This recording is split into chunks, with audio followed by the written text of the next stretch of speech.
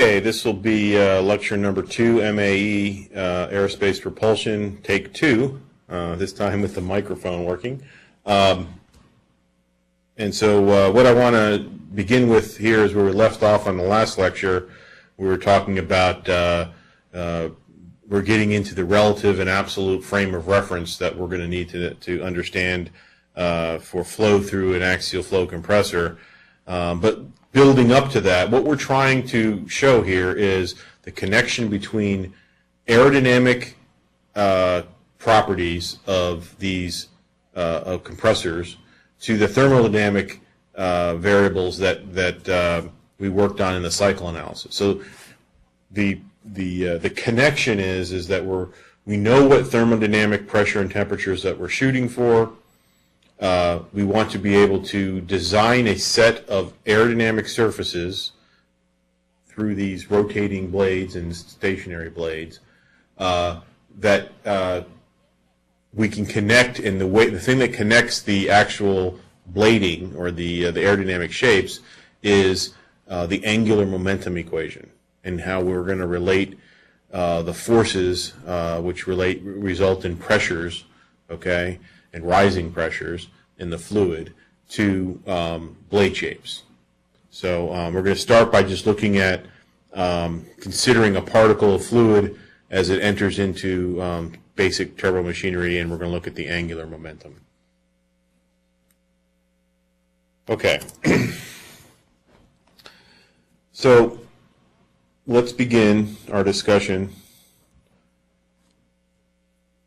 by looking at angular momentum. And it may be helpful if you have that one slide I had before on the computer. Let's see if maybe I can pull it up really quickly.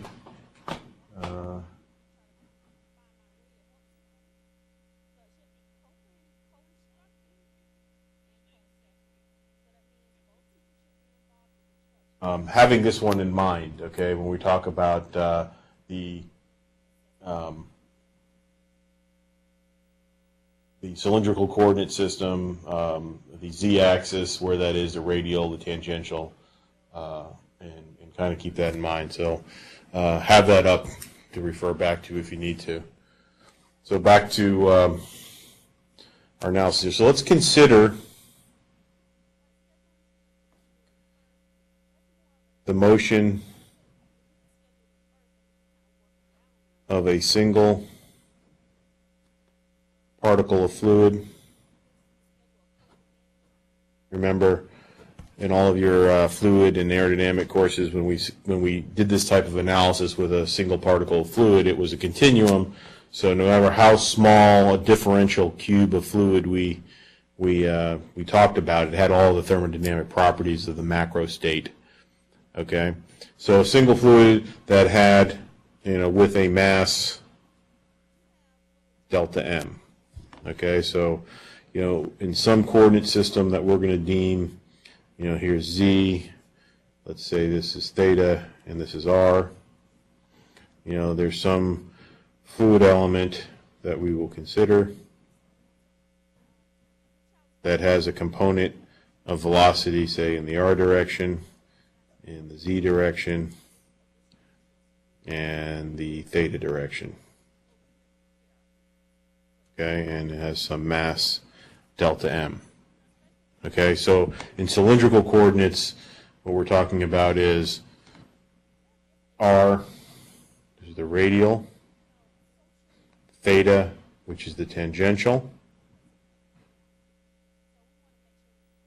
So think theta in the annulus, that's the axial compressor flow path, okay?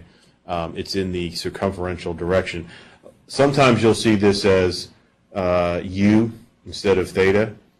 In fact, I'll probably use it several times. You'll see c sub u. C sub theta and c sub u are identical.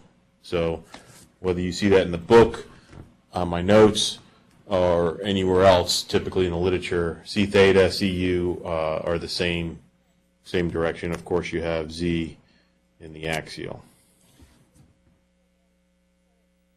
So if we look at the, what's the angular momentum of this particle about the z-axis? So about the z-axis, basically the angular momentum is delta m times r c theta, right? That's, equivalent to m times v if you were doing linear momentum, right? So using Newton's second law, so from Newton's second law, we can say that the force vector is equal to this elemental mass times the time rate of change of the velocity vector, or the acceleration. Here we're assuming obviously that the mass is constant, thus we can take it outside the derivative. And so we have this expression here, which we'll call equation 1. And of course we can write this force vector,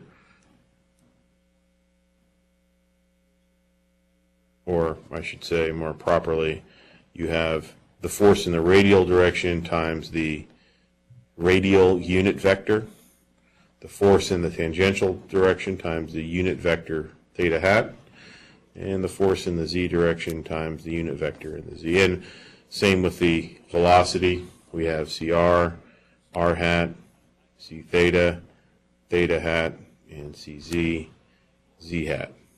Okay? Now it's important to note here that the unit vectors r hat and theta hat change with, or they change direction, right? And what that means is, right, that if I'm at this point on the cylinder, and that's my unit vector theta hat, when I'm here, it's in this direction. When I'm here, it's in that direction. The magnitude of the unit vector doesn't change, obviously, but because it changes direction, the derivative of this unit vector is non-zero. Same with r, okay? Whether r is here, r is here. So what this means is that when I take derivatives, and if I took the derivative of dcr r hat, this is non-zero, and this is non-zero. And so if you go back and look at when you first learned about this part of calculus and looking at essentially vector calculus, you found that dr hat in cylindrical coordinates is equal to theta hat d theta dt, and d theta hat dt is equal to minus r hat d theta dt. Okay, so we're going to use these definitions here as we move forward. So we can write in 3 dimensions now, or the 3 components. So we can write equation 1 in 3 components as, in the r direction, fr delta m d cr dt minus c theta d theta dt. In the tangential direction, we have f theta is equal to delta m d c theta dt plus cr d theta dt. Okay, and then in the z direction, fz is equal to delta m d cz over dt.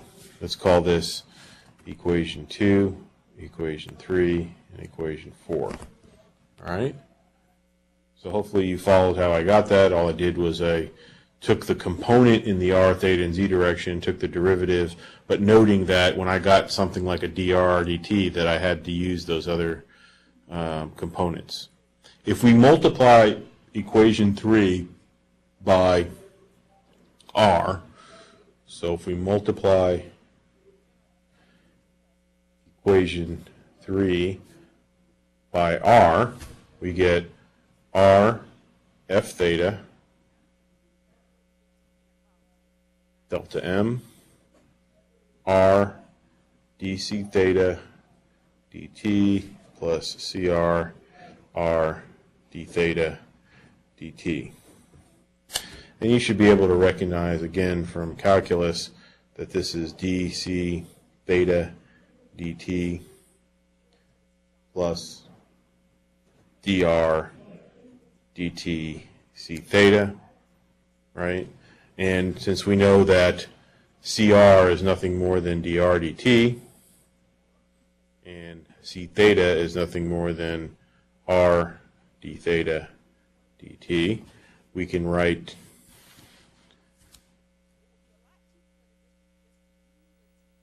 r f theta is now delta m times d r c theta over dt.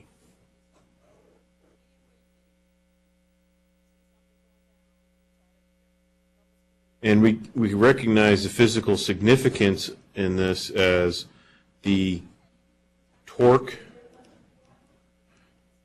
acting on the particle with respect to the z-axis. Okay? And we can recognize that this is the rate of change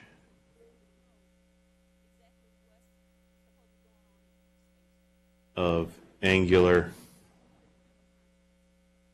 momentum. So the physical significance of these terms are what is important here for right now. Okay, we can look at this control volume, going back to your the PowerPoint picture if you want to look at it, and sum up all the torque elements and get a total torque, and look at, you know, from a control volume analysis and find that all these little torque elements, right, are, there's an unsteady component, just like you remember we did before, rho r c theta d, and this is a volume, plus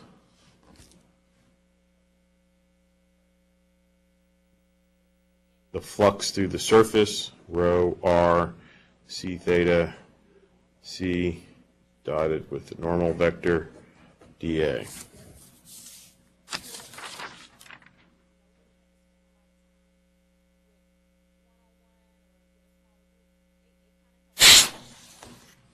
Okay, so the blades exert a force on the flow, so that between the blades there must be a tangential variation of the fluid pressure and velocity. It's kind of restating Newton in a different way, but explicitly, let's just say the blades exert a force on the flow, so between the blades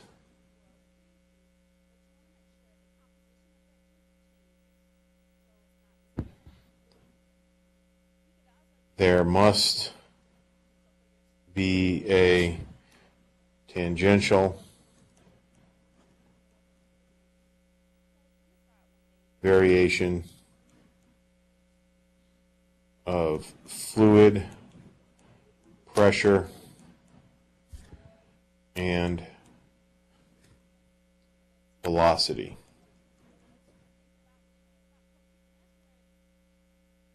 So let's consider an elemental piece of a radius, okay? So consider dr, where into the control volume you have, so into control volume you have something that's at R1, out of control volume you have R2. They don't necessarily have to be at the same radius. And if we assume steady flow and look at an elemental amount of torque, and we can see this in differential form, the mass flow, we have R2 C theta 2 minus R1 C theta 1, right?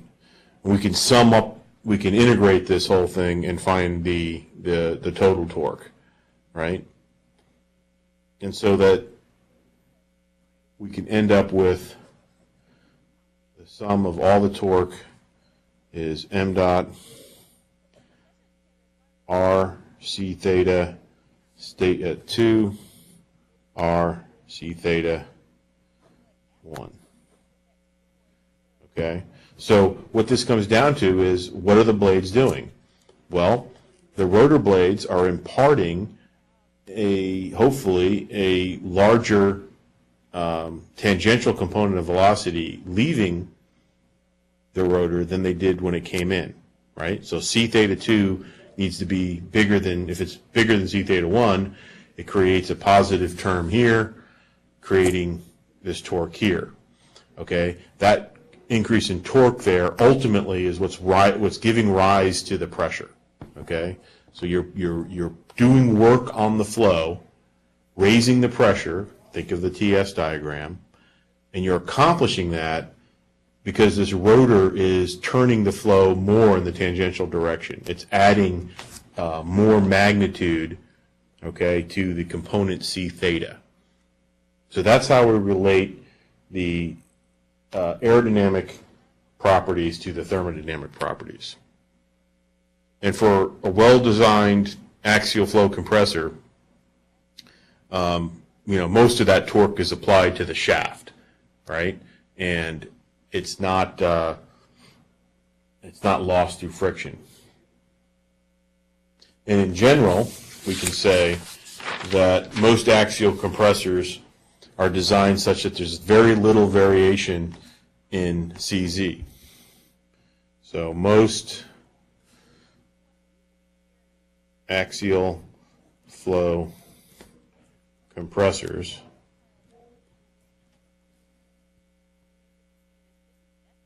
are designed such that there is very little variation in axial velocity, right? So, that's CZ. So the velocity component CZ isn't going to change much, right? So if you saw, as we saw before, we had a typical, flow path for the side that looked like this.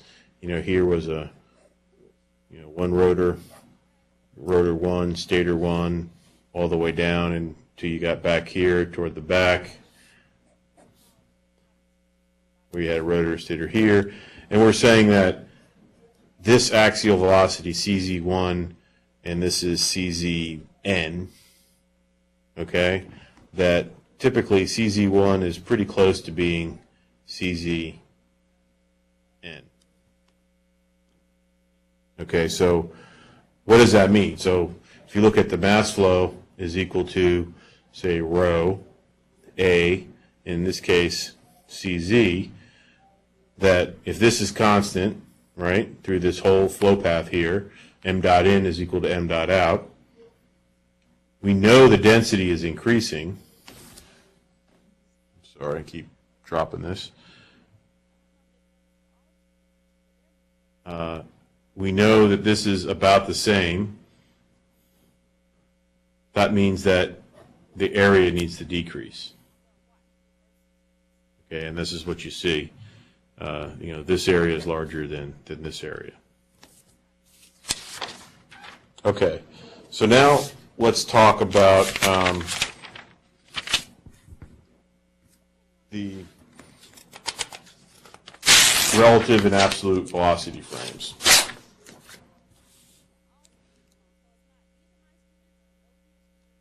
So let's and we'll come back to this because this is going to be important. Reference frames. Okay, we saw in the PowerPoint where we had flow going from the top to the bottom. Okay, you're just going to have to get used to this, but in books and in my notes, sometimes I'm going to draw it so that flow is going from left to right. And sometimes I'll have rotations going up and sometimes rotations going down. And actually, it's just a good way for you to really understand things if you don't get confused by all this, because you should just immediately know which way things are moving and identify that. So let's consider flow from left to right through a single axial flow compressor stage. Okay, so I'm going to unwrap my annular blades for axial flow and put them in a two-dimensional picture. So here's a, say, one rotor blade. Here's another one. And there's more that go this way, and there's more that go that way. And the fact that you see the blades kind of shaped like this, you should immediately recognize that these aren't going to be moving that way. They're going to be moving down. Okay, so these are going to move in this direction with some rotational velocity, with some velocity u, okay, which we call wheel speed, okay. That's going to be a function of the radius. So I cut this at some radius, okay. And we know that that's going to be related to the rotational velocity omega times whatever radius it's at. And then there'll be some gap, and then there'll be stators to turn the flow, so to set up the flow for the next stage. And these will probably look something like this. Again, there's more of them, to the bottom and the top of this. Right? And we can call the region of flow here in front of the rotor, right? So this is the rotor, and this is the stator. The stators are not moving, so there's no U. We'll call this state 1, and in between, we'll call it state 2, and then downstream of the stator, we'll call 3, which would be the inlet to the next rotor stage that would be downstream, right? So if we assume that the flow coming in can have some angle to it, okay, and we're going to assume a couple things here. So typically we're going to say, we're going to consider typically that R1 is equal to R2 is equal to R3. That means that U1 is equal to U2 is equal to U3, right, for a given omega. Omega is going to be constant here. And we're also going to assume, like I said before, that CZ1 is about equal to CZ2 is about equal to CZ3. Okay, so given that, we can say that there's going to be some velocity vector that's relative to this rotating blade. So if you were a little person sitting on this blade and it's moving at velocity u in this direction, you would see a velocity vector w approaching you. Okay? Now, if you were not on this blade rotating and you were, say, this was rotating in a laboratory and you were off the test stand and sitting on the laboratory floor, and you would see a velocity that would look like this, okay, and it would make an angle with the axial, right, the z-axis. Here we're going to call that alpha. We're going to call the absolute velocity c. So the absolute velocity vector is a c, we denote by c. The relative we denote by w. The angle the absolute vector makes with the axial we'll call alpha, and the angle the relative velocity makes with the axial we'll call beta. Okay, and in this case this would be alpha 1, beta 1, c1, w1. Now, if you look at this, you can convince yourself that this has to be, this vector here, the vector addition, the connection between the tip of the relative velocity vector and absolute velocity vector must be the wheel speed u. Okay? And so we can say that c is equal to u plus w. Okay? That's just vector addition. Now, in between here, you're going to have some relative velocity going into the stator W2, making an angle beta 2, and you're going to have some C2 making an angle alpha 2. Right now, the stator's not moving, right? So, you know, it's really never going to see this relative velocity. It's going to see the same thing you would see at the laboratory floor, which is the C2. Okay, and then there'll be obviously a C3 and an alpha 3 that leave the stator. Okay, and if you designed it in such a way, you could design it in such a way that this C3 alpha 3 would be the same as C1 alpha 1, and you would have the same kind of velocity vectors going into the next rotor stage. Now, a lot of times you will see these velocity vectors not spread out like this, but analyzed in a combined fashion. So, and sometimes this can shed more light. If you had, let's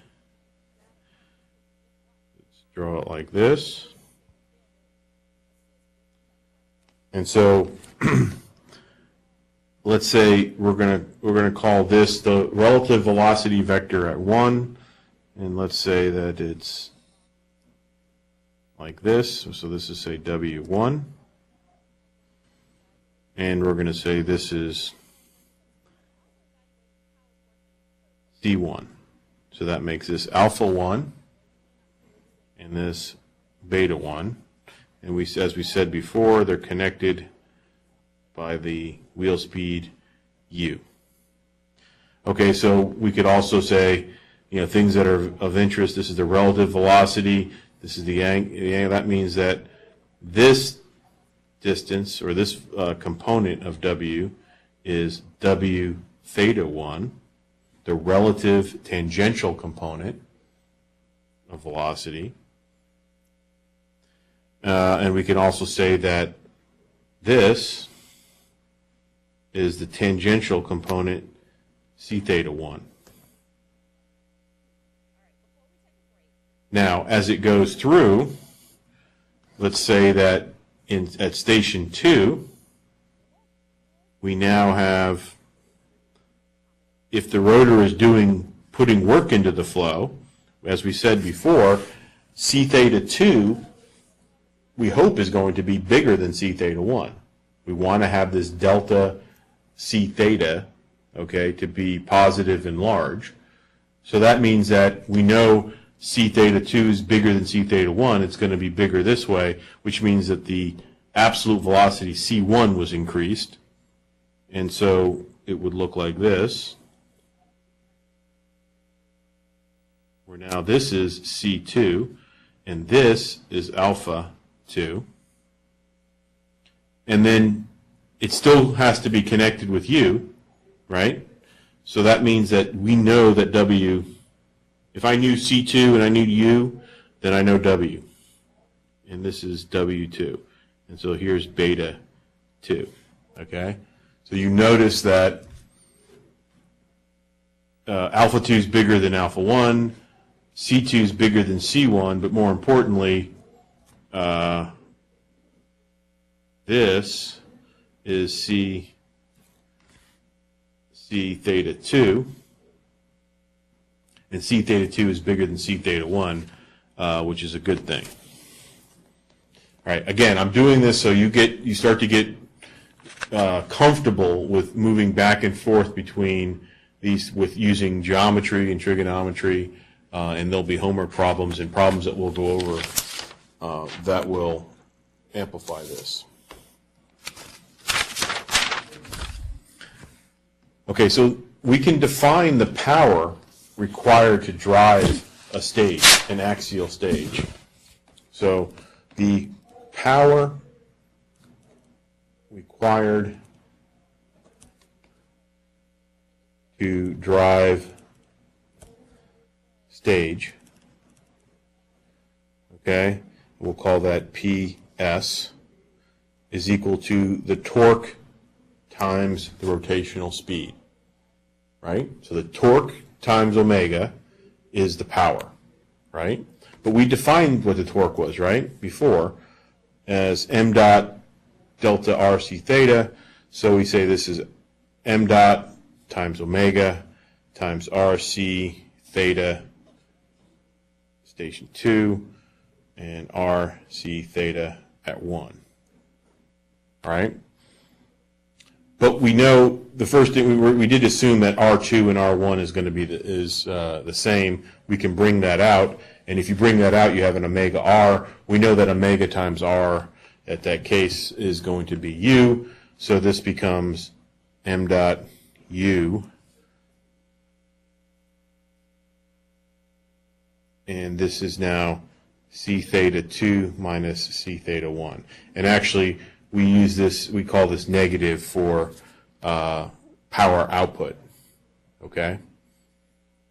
So the power of the stage is, assuming that R is constant, which is not a bad assumption, is m dot times the wheel speed, which is omega R, times the change in absolute tangential velocity, okay? Now the work per unit mass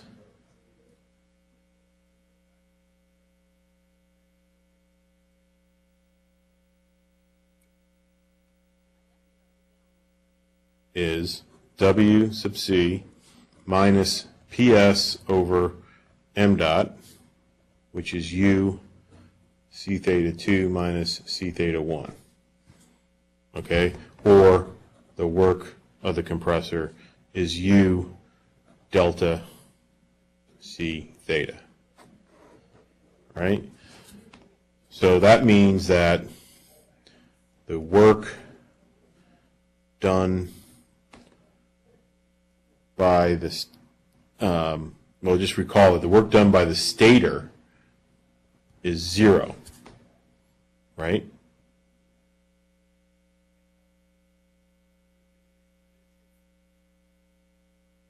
Now, why is that? Delta C theta across stator is not 0, okay? But the work is still 0 because there's no U. U is 0, right? So the stator does no work on the flow. The flow through a stage is close to adiabatic. And assuming, so the flow through a stage is close to adiabatic,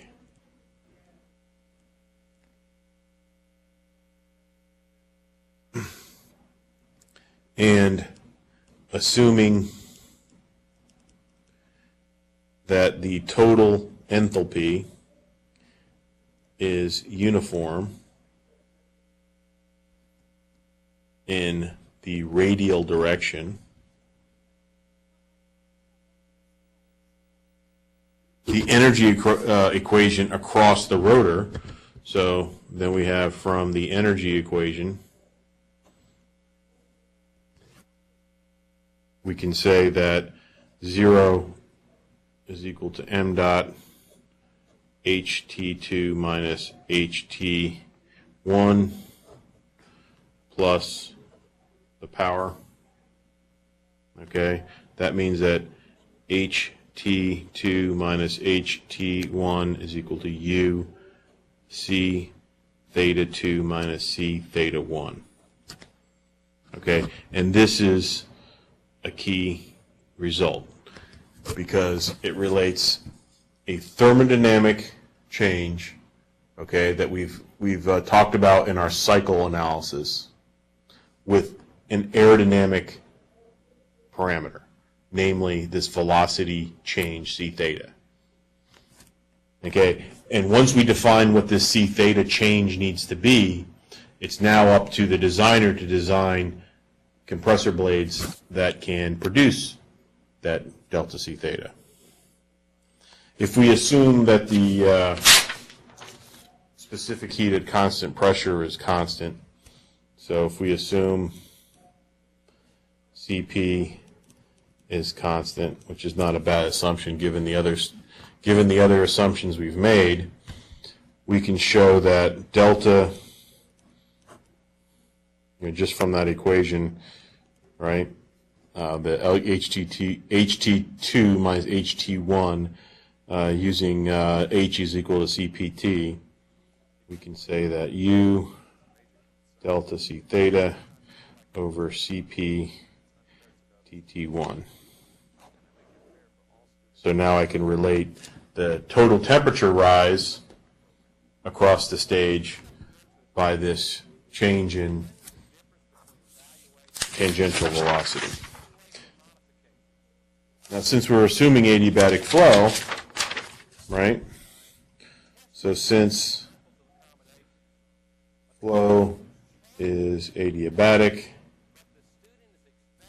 then TT2 is equal to TT3 through the stator, right? So this is through the stator. Thus, delta TT must be temporized across rotor. So for a stage, the efficiency for a stage would be HT3S in our parlance we had before, HT1 over HT3 minus HT1. Now, remember, this is these numbers 1, 2, 3 refer to the position 1 in front of the rotor, position 2 in between, and position 3 after the stator. Okay, this is not the cycle numbering system we had before. So go back to the picture I drew a few pages back. It's for the numbering system. Okay, and so then we can say TT3S over TT1 is 1 plus stage efficiency times delta change in temperature times TT1, or divided by TT1. And using the isentropic relation for temperature and pressure, right, we can write PT3 over PT1 is 1 plus stage efficiency U delta C theta over CP TT1, and this is gamma over gamma minus 1. So I have an expression. For the stage total pressure rise as a function of the stage adiabatic efficiency, the change in tangential velocity. Okay, TT1 is the inlet total temperature, and of course gamma. So the higher value of U, so how can you get high values of pressure ratio, right? So higher U leads to higher pressure ratio.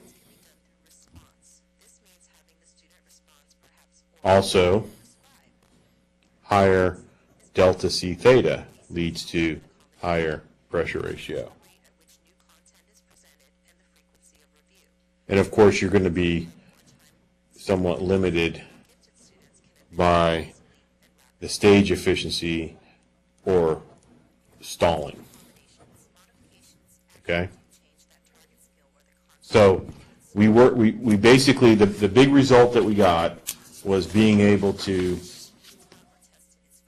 express the enthalpy rise across the rotor or across the stage in terms of these aerodynamic properties, the velocity C theta 2 and C theta 1, and then we just used our definition of stage efficiency, adiabatic efficiency, which is very similar to how we define the overall compressor efficiency. That should look familiar to you. There's no magic to it. It's the same thing we kind of went through before.